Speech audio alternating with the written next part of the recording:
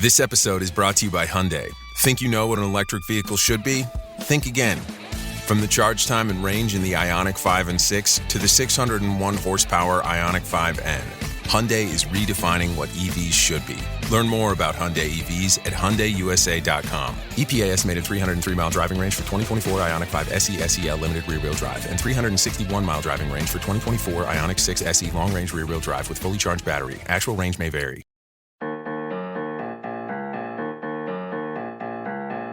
You're listening to the Reversing Climate Change podcast by the team at Nori, the carbon removal marketplace. This is a show about the innovators and entrepreneurs developing solutions to climate change. Hello and welcome to the Reversing Climate Change podcast with Nori. I'm Ross Kenyon. Alexsandra Guerra here from Nori, Director of Corporate Development. How are you, Alexsandra? Hey, Ross. I'm super well. How are you? I'm doing well. Thanks for being here. And today we have with us as our guest, Alexander Salnikov, co-founder and chief strategy officer at Rarible, a major NFT marketplace. Hey, Alex. Hey, Ross. Hi, Alexsandra. Thank you so much for having me. We're happy to have you here. We've been working with you for a while now, Nori and Rarible, which is great. We wanted to tell our audience about it. I'm not sure how much our audience knows about NFTs and Web3 beyond some of the shows we've done about them. And we've glossed over NFTs more than we really should. So I was wondering if we could start maybe at the beginning of what exactly even is an NFT. Why do you think it's important? Why are you spending your time making it easier to interact with NFTs? No small questions, but why don't you give that a shot, Alexander? Yeah, sure. So I'd like to begin with probably the fact that I'm born crypto. I discovered crypto in the second year during my university, and I was taking down the rabbit hole instantly. I loved it. I loved the spirit. I loved everything about crypto. And the biggest idea that I loved about crypto was the permissionlessness and self-sovereignty. What that means is that you basically don't need to ask anyone for permission. My money is my money. I can move it where I want, when I want. I can take it with me on my phone to another country, always find an exchange, and it will be always with me, and no all this banking nonsense. And NFTs, it's an effective way to store an asset on the blockchain, which is non-fungible. That is what it stands for. NFT is non-fungible token. Fungibility, it is the property that allows you to exchange one piece of something for another. So for example, dollar bill is fungible. So $1 bill always equals another dollar bills. So fungible tokens, they're more like money. NFTs, they're singular and they're more like items. They work more like actual item, physical item that has some image attached, the metadata. So NFTs, it's effectively a number stored on the blockchain saying the wallet number 5 owns the item number 6, and here's the picture of that item. That simple as that. There's been so much hype around them. I think people think of Bored Apes and things like that. Originally, it was CryptoKitties, which was also fairly derided by the general public insofar as they knew about it. Some of these use cases might seem superficial, a bad use of energy, harmful to the environment, etc. Is that true? I know that's a big question, but more broadly, are there applications that people who think those are dumb will care about? Are there good uses of NFTs that are coming or already exist that are genuinely exciting and mainstream? I'm going to take a stab at this, Ross, the first part of this question, this two-part question, and then Alex, maybe you can answer the last one. Yes. Yeah, people ask this all the time. There's a lot of criticism. And last night, we were at an event. There was an Aspen Ideas Climate conference here in Miami Beach. And lots of people were asking this question. And I think it's really important to recognize, just like electricity, you have different forms of creating like 1 watt of energy, watt hour. So it can come from solar energy, it can come from wind, or it can come from fossil fuel, like natural gas or coal. So there's this distinction that needs to be made. With blockchain, it's the same.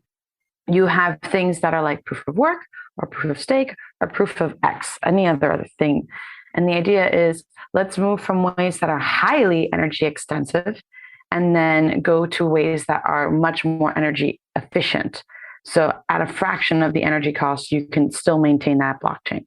And I just wanted to say that so people understand it's all not traded equally. And a lot of the space is looking at what are the most efficient, energy efficient ways that we can maintain the blockchain, provide cryptocurrencies, as well as NFTs. Anything you'd like to add for texture, different directions for that response, Alex?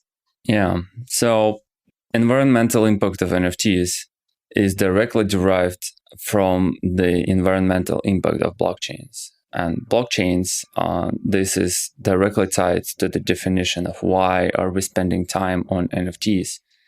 We spend time on NFTs because we want to bring this idea that you will own your item to the metaverse, so that you own all your items digitally. And the security of the blockchain, it is what enables all that, so that different applications connect to the same database and it uses the source of truth.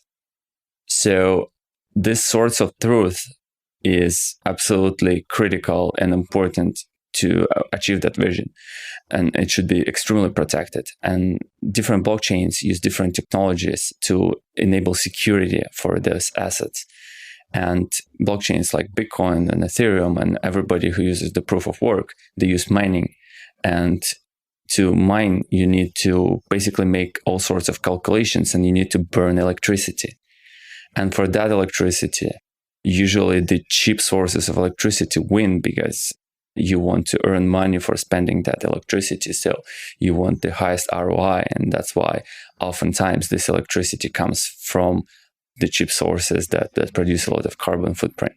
So this is whole narrative behind, NFTs are bad for the environment. Now, I don't necessarily view that it holds. So Ethereum is undergoing the merge now this year that will get rid of proof of work completely. You won't burn electricity anymore to protect NFTs on Ethereum at all. It will reduce the 99.8% of all the carbon emissions done on Ethereum, maybe 99.9. So maybe the only one that is still in danger is Bitcoin, that will not be able to make that shift from proof of work because it's super stable. As for the use cases for NFTs, that's why I believe that this narrative that doesn't necessarily hold, because on the planet scale, waiting several months until Ethereum will change it is not too much. And in general, I think the tech is the lowest carbon footprint producing technology, producing sector. So I believe this narrative is a little bit overrated for NFTs, but still we want to go above and beyond and offset everything that we do right now and even go negative by offsetting more than is produced. Now, as for the use cases, NFTs traveled and started from CryptoKitties, which was the home pet of yours, like a toy. And I still believe that toys is the big part of the NFT use case. And there are startups that are doing only NFT toys because the young generation of children, they have an iPhone or iPad at 2, and they spend most of their time in the metaverse. So they are as happy with the digital toys as with real toys. The next big use case was art, digital art. And again, it's brilliant. The digital artist had almost no way to monetize their creation. The best way to monetize digital art is probably to make prints or create an Instagram account with your art and monetize followers. So NFTs give direct way to monetize for the crypto artists. You can actually sell your item, which is probably scarce. Like there will not be any more digital art like this piece. And the third big use case that we've seen is the profile pictures. And while there is a lot of criticism about profile picture, it is widely used because it works as the community pass. If you own a doodle or a bored ape and you put it on your avatar, it is the signal that you belong to this very special social club that shares some value. And when people interact with you in Twitter, which is the part of the metaverse, they can recognize you faster. They can understand which values you hold faster. So this is very important as well. We're seeing the fourth use case that is arising heavily. It is the gaming NFT use case. So games are digital environments where we spend a lot of time. I did spend a lot of time in games myself before I encountered this new game, capitalism. Imagine all the things you own in a game are not just hosted by the game, but they're hosted by your wallet, and you can move them from one game to another. Many of us seen Ready Player One. That's the quintessential view on how this gaming world can look like in the future. So I believe these are the use cases that have long-term fundamentals beyond speculation, and each of them will hold and stay.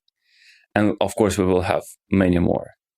Some of the things that I've heard that have been perhaps more persuasive to skeptics of NFTs or people who don't really get it, I've seen things like concert tickets or memberships being held in this way, things that interface more immediately with physical reality. I think examples like the metaverse and video games, I think sometimes people are maybe a little bit less warm to that than other things. Are you finding that too, or do you think people are not yet aware how much of our lives will be in the metaverse in the future?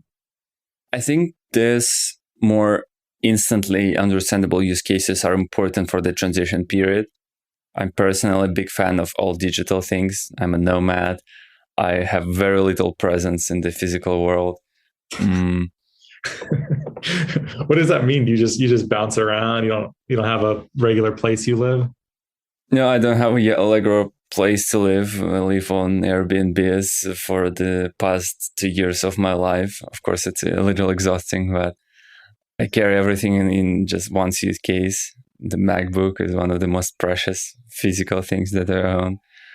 So I'm rooting for all digital. But of course, if that's a crypto art, you want to have a mural at your home, the digital display that will show that beautiful piece of artwork that you have. So combination between physical and digital is important. As for the tickets, NFTs is the pretty useful thing to store the ticket. It does not bring a lot of value in terms of the core idea of NFTs is to be able to change ownership. And we don't really change ownership of a ticket too much, although there are secondary assets.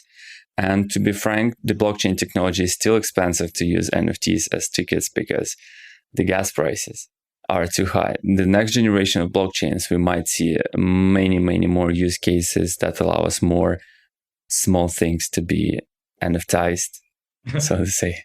I've never heard that term, the verb NFTized. That's cool. So we did at Nori a couple months back, or was it 1 month ago? I don't know. Time is this weird illusion. In April, we did a carnival to pre-launch our tokens, and we had Rarible there because we were partnered together. And so we had different games where all the different partners were a part of. So there was a ring toss, a Rarible ring toss. So all the bottles were painted in that really pretty Rarible yellow color. And then Alex was on this panel with us. And we also had these NFTs. So we had an artist, Rigoberto was his name.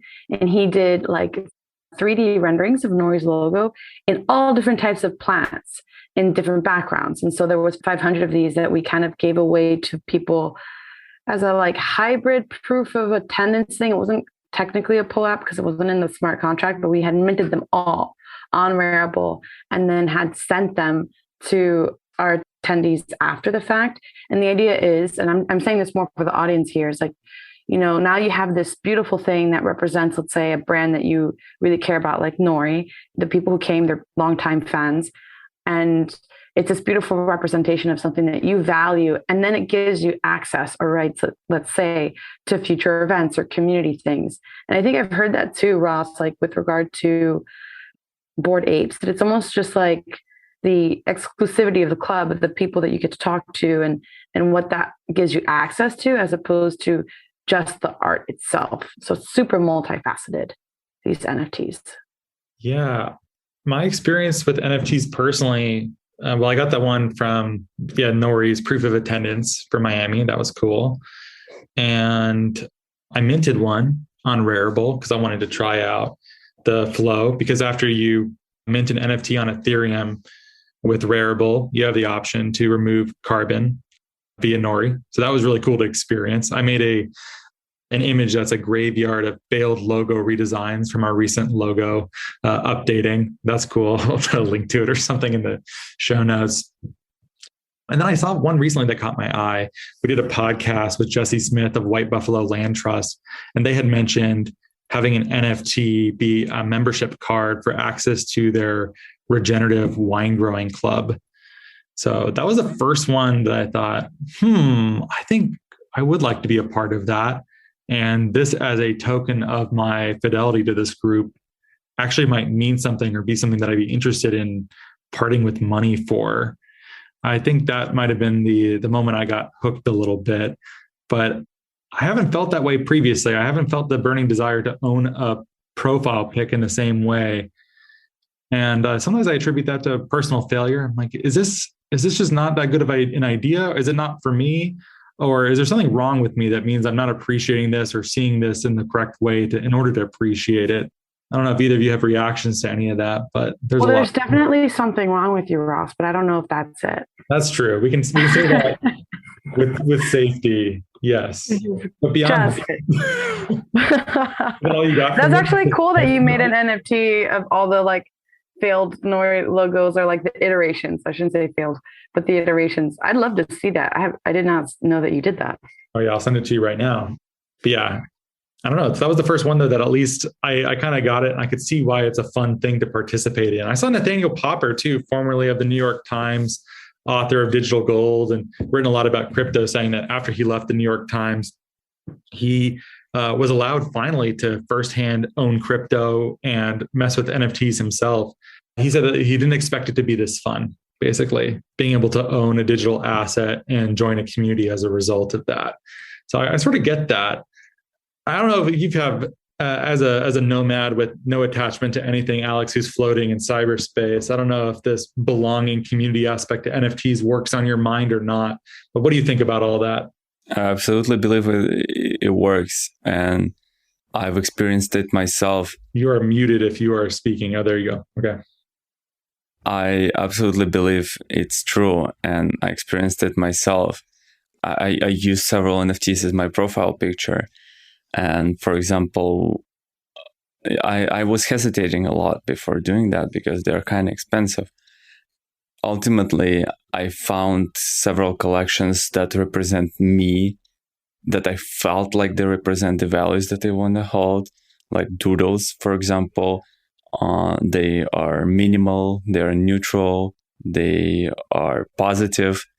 Kind of reminds me a little bit of the Apple mentality, and you cut everything that's not standing well. And I put it on my avatar, and there was 400 likes, and people were welcoming into the community, and it felt like you're part of something bigger now, and something big and positive. So that is absolutely true. The second one that I did, it was like a metaphor. It's a funny collection with the little guys that are hand drawn, that are looking like a little bit like a degens sitting around on the internet all day in their chair and smoking and researching. And that reminded me about me 5 years ago when I was sitting in my rental apartment, reading white papers and recharging the space all night long. So when you feel that some movement that you have an internal emotional attachment to, that's when it clicked for me. So Nori and Rarible, we got connected back at NFT NYC in 2021. Was that last year? Again, time is an illusion that I'm having a very hard time keeping track of recently. So it was only just a few months ago, but Rarible really wanted to do something about its carbon emissions. And so there's a Giving Tuesday, which is in November, and that was the Tuesday right before Art Basel in Miami, which is a big thing where artists come in, and we've been doing this in Miami for a very long time. But all of a sudden, it was filled with everybody in the NFT space. So the merging of Web3, of crypto, with artists at a thing that already happens in Miami. Anyway, so for a week's worth of emissions for any NFTs minted during that week, Rarible paid 120% of those carbon emissions. It was about 906 tons of carbon. for that week in those NFTs. And then we started working together, our two product teams, on integrating so that there's a webhook that we created at Nori. It's not quite an API, so it's kind of like that first step to automation and integrations. And there's some other things Nori has to figure out before we get to that level. But now any creator on Rarible can go to Nori, pay for a ton of carbon removed from the atmosphere, get a certificate of that, and then their NFT on Rarible's platform has this very specific label, like the little green sprout emoji that labels it carbon negative. It's part of this whole, like, we're addressing and allowing, I think it's more about allowing artists and people to take part and engage in that story themselves. Yeah. What was the motivation like for you, Alexander? How did this come about? Seem like a good idea, something that we should be working on? I guess as the platform for artists, as we started our journey in the NFT space, we found artists to be extremely passionate about social causes. So whenever something happens outside in the world, usually there is a group of artists that was targeting that specific event with their NFTs, with the memes, jokes, art that is showing the new way of looking at the problem. So this fire hose of creativity that exists on the platform often was targeted towards this issue of the climate change and environmental impact of the industry. And they were vocal about that. And brands that adopted the platform with their NFT strategies were concerned about their carbon footprint. So it kind of all matched together into the idea that we want to do something about it. We want the industry to be flawless and not have this like giant low-hanging fruit of every critic that wants to come to the space and say, oh, you're doing cool, NFTs are cool. But so this all fit together into the idea that we want to make NFTs carbon negative. And I don't necessarily believe that we will offset a lot of carbon per se ourselves, but we want to contribute to the movement, to the social cause. And since artist is often the generator of the idea that gets spread around the world after.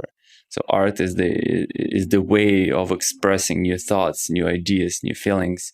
So connecting this carbon removal with art to just help broaden the visibility of the issue itself with the help of this creative power. I guess that's the main contribution that we're making.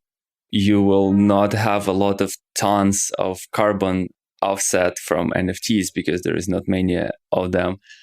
There is not much footprint, but you will go to the popular, probably the most popular thing of 2021, and you will see, oh, we do care about the environment too.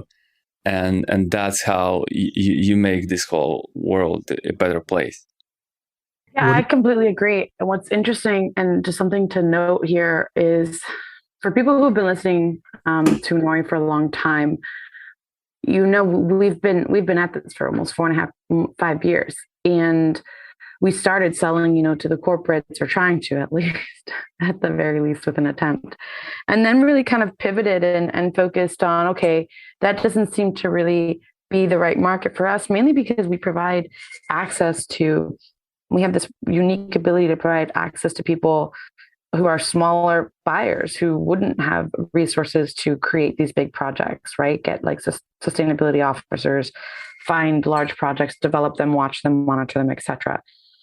So we kind of pivoted, and then what we ended up seeing once we kind of really leaned into that and making that more accessible to anybody on Nori.com's website was that artists were coming. So Grammy award-winning singer and songwriter Imogen Heap was our first artist to come, and she wanted to do an NFT release, which she did for 3 different NFTs, like samples of some songs she had written, and then took 5% of the proceeds and paid for removing carbon through Nori.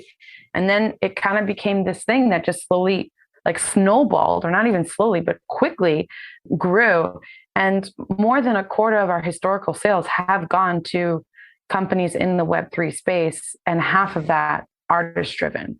And I think it's because artists really understand, artists and crypto folks, it's just this perfect alignment for Nori as a customer base, because they feel very deeply the importance about doing something about climate change, and also willing to take more innovative approaches and how they might see addressing those with something like Nori.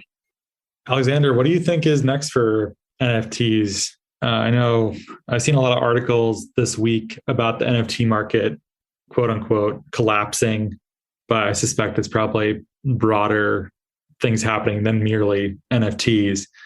But what do you expect is going to happen with NFTs in the next couple months or even couple years? That's a very good question. So let's try to expand on that one. First of all, when this article says that NFT market, quote unquote, collapsed, it is mostly referring to the NFT prices. Of course, many of the NFTs without their price tag will be forgotten, but NFT is the forefront of the innovation in the blockchain space. And by definition, it's the right side of the risk spectrum. So the bond market goes 0.1% down. The stock market goes 2% down. Bitcoin goes 5% down.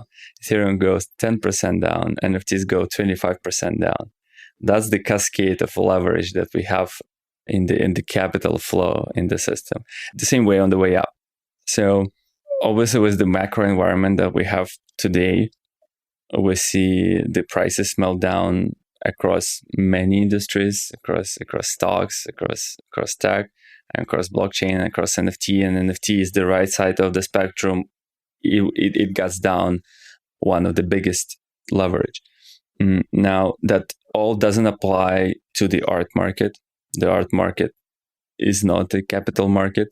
So every consumer NFTs that was up there for enjoyment of the buyer, for the use, for the actual use as a club, as the utility, they're doing fine.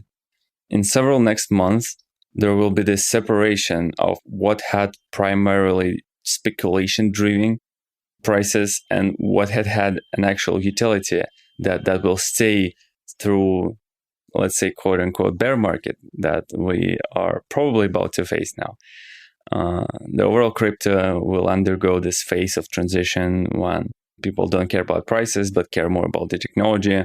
The people who are not long-term believers will go away, and people who are long-term believers will stay and they build the next generation of technology that will drive the next generation of use cases for everything, for NFTs, for crypto, for wallets, for all this. Yeah, I suppose we'll see what's going to happen with this. Beyond NFTs, Alexsandra, what are you looking forward to for Web3, blockchain, crypto in general? Oh, it's absolutely the loveliest thing that ever happened to the internet. Internet started as a decentralized technology. I wouldn't probably be false if I say that was the task of the creators of the internet. I heard it somewhere that basically the internet was designed to survive the nuclear war when your command centers might get offline, and to continue to work under extremely harsh conditions. And that's probably why internet took over the whole world, because it's in a free space where the information can be exchanged freely and in a decentralized manner that cannot be stopped. The same way Web3 is bringing that to the end consumer. People say that the digital signature is one of the greatest inventions of the 20th century. And I fully agree with that. At the core of the Web3 technology, this digital signature innovation is what stands at the core. Everybody has a wallet, and wallet is the private and public key. So if we just rewrite the whole system, court system, monetary policy system, stock system to the blockchain, it will become more transparent, more efficient, clearly more fast. You can send a bank transfer on the holiday. How crazy that is in the 21st century, when you can send gigabyte of videos to your friend in another country in minutes. And transfer of money is just as simple as transferring the message, just in a trusted environment. The SWIFT, the system, it's just the system that transfers messages across banks, and it doesn't work on the weekend. I'm excited about Web3, all parts of Web3, beyond the level of possible excitement that somebody can have. Full in. It's amazing. That's the old school vision of crypto too, which I feel people have been much more excited about the non-monetary uses of cryptocurrency. They're excited about art, or they're excited about governance in DAOs or something like that. But I don't always encounter people who are just excited about the innovations to money that it inspires. I feel like that takes a special kind of nerd, but you've probably been in this long enough where that's still motivating and exciting to you. It's not only money. And I used money as the example, and it was the first use case of the blockchain, obviously, because people care a lot about money, and that's one of the simplest things to transfer as a message. But more broadly, there is a great project. It's called Aragon Court. It's a court system when there is a pool of judges that are doing arbitration, and they can be randomly selected, and they will sign the arbitration process with their private key. It reminds me a lot about how the same systems are done. Or the corporate governance. There is a board that is doing company resolutions, that is deciding on how things will work, and there is a shareholders that decide who sits on the board. And the DAOs are forefronting that space as innovation of the new corporate structure, new work environment, when people across the globe can be united in a trustless environment, when they don't need to trust person to operate their bank account, and they have a collective governance over things that will be executed on chain without anybody being able to interrupt that process.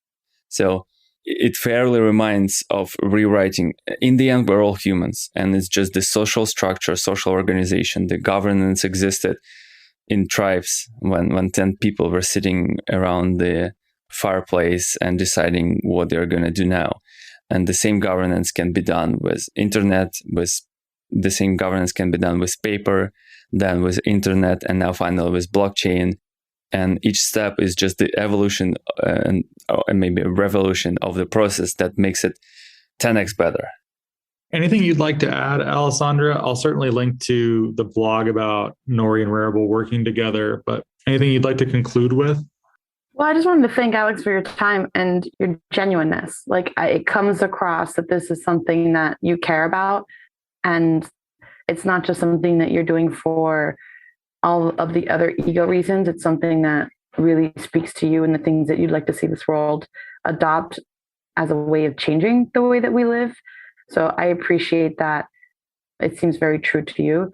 And then I also want to thank you and your team in general for just working with Nori. It's been a really fun ride since we've started working together. And I think that the world can expect a little bit more from these types of collaborations. Thank you so much. Yeah, thanks for being here, Alexander. And links to Rarible, our work together, etc. Those are all in the show notes. Everything we talked about, there's links in the show notes. Thanks so much for listening. If you like what we do here, please give us a great rating and review on Apple Podcasts or Spotify. Have a lovely day, and thanks again for listening.